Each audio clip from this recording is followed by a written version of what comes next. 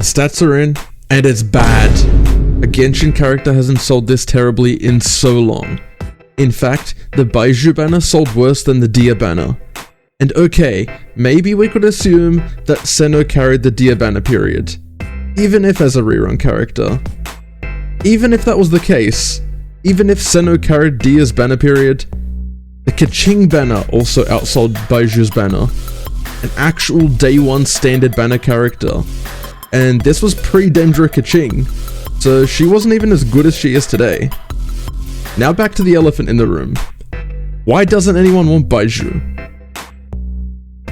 First of all, Baizhu is very much more of a side character, and because of this, he naturally isn't going to appeal to as many people, right? He's just a regular dude in the pharmacy.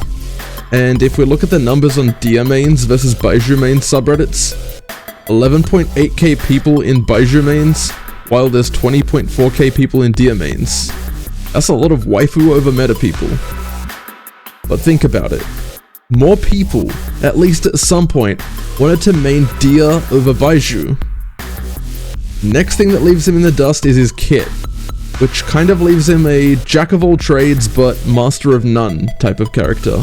He has Dendro application, but other units have better Dendro application, even at a 4-star range. And when Dendro is known for having the best reactions in the game, not healing or shields, you can start to see where this goes wrong.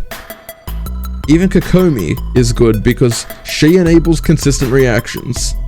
She's not just there for the healing, otherwise people would just run Barbara or Chi-Chi if that's all you needed. Baizhu has a shield as well, and even though it reapplies really well, it's honestly pretty squishy. Not only that, but people already have characters or teams which are doing similar things to Baiju's kit. Think about Kokomi Hyper Bloom. You've got the self-sustain, you've got quick Dendro reactions, it's basically the same type of gameplay. Why would anyone want to pull on a character to waste their wishes, to waste their money, just to be left having to grind for a team which feels the exact same as the team they just used before? And yes, I do know that he does fit in pretty well with Senno teams, but this is a very niche type of person who would want to pull a 5-star to use with that one other specific 5-star. It also didn't help sales charts that Ganyu was the rerun character on his banner period.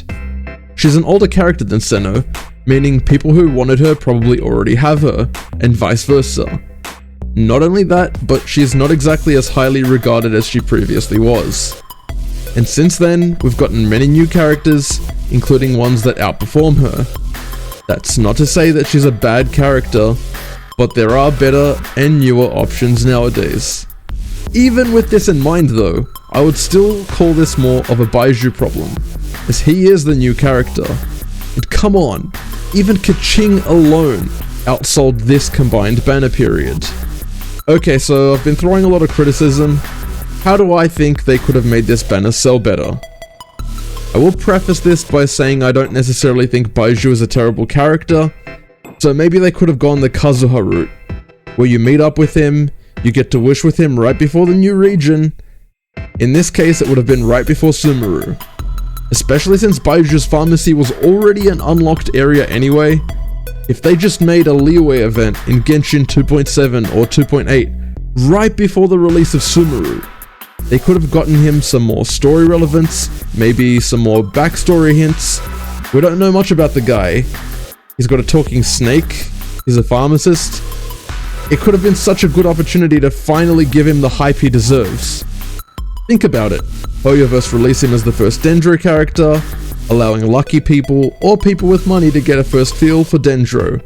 And I don't think people would have hated this if they also threw in a Dendro 4-star like Kole or Yao Yao for the free-to-play players as well.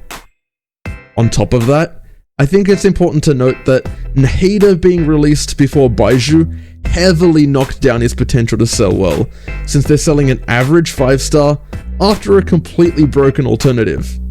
And the final nail in this coffin for this banner had to be that they released Honkai Star Rail at the same time, which put everyone's eyes on wailing on the Sealy banner over there.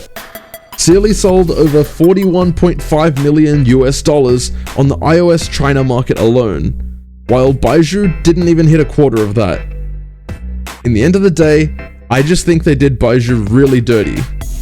What do you guys think?